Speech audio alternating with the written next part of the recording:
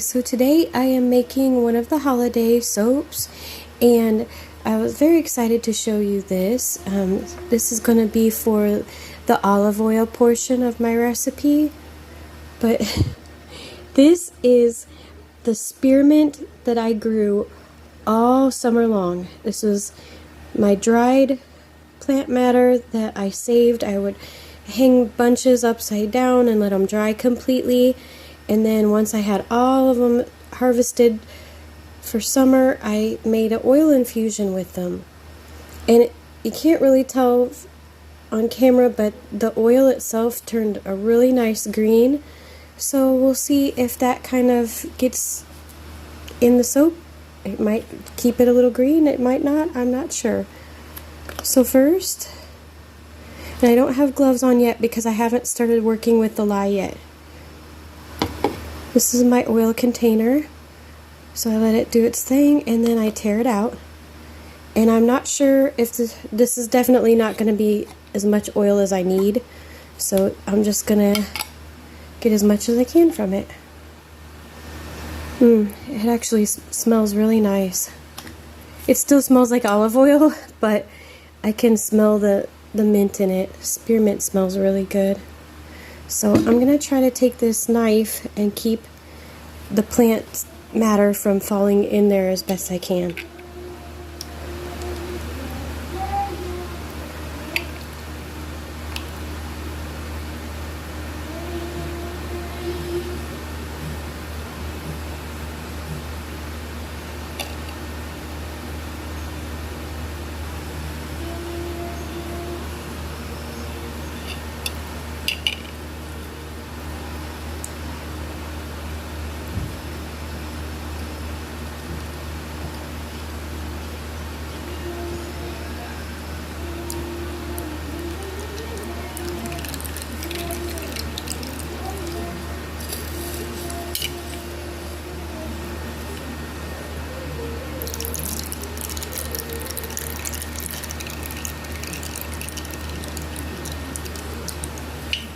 Right, looks good.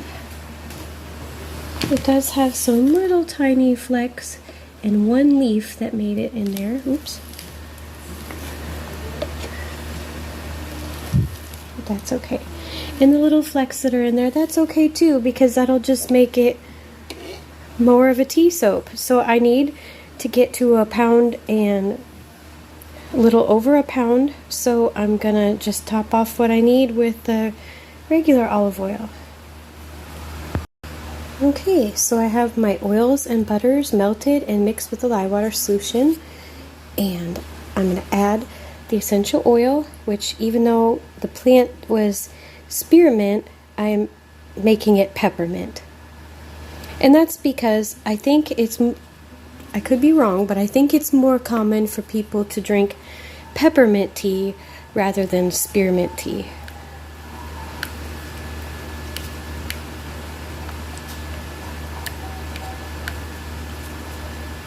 And it's holiday time. I always make at least one peppermint scented soap. People love peppermint soap, and I actually do too. I don't like to eat them, but I do like how they smell. They do smell like Christmas.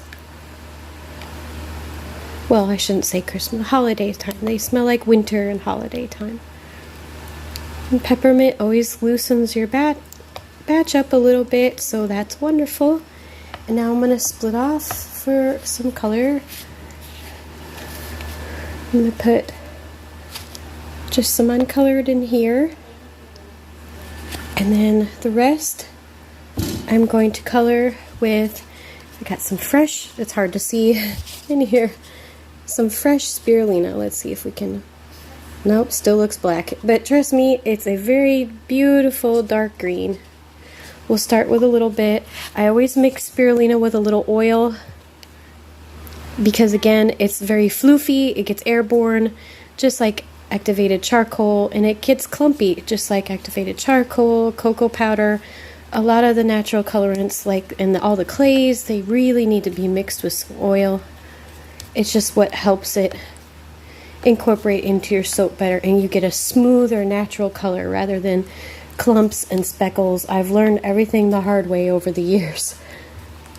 Okay, so I know spirulina and I know how much it fades, so I'm going to add. You always want to go a little darker than you expect so that it sticks around longer.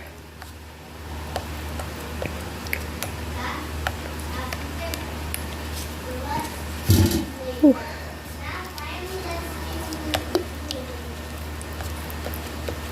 Spirulina is one that you really want to buy in small quantities and fresh.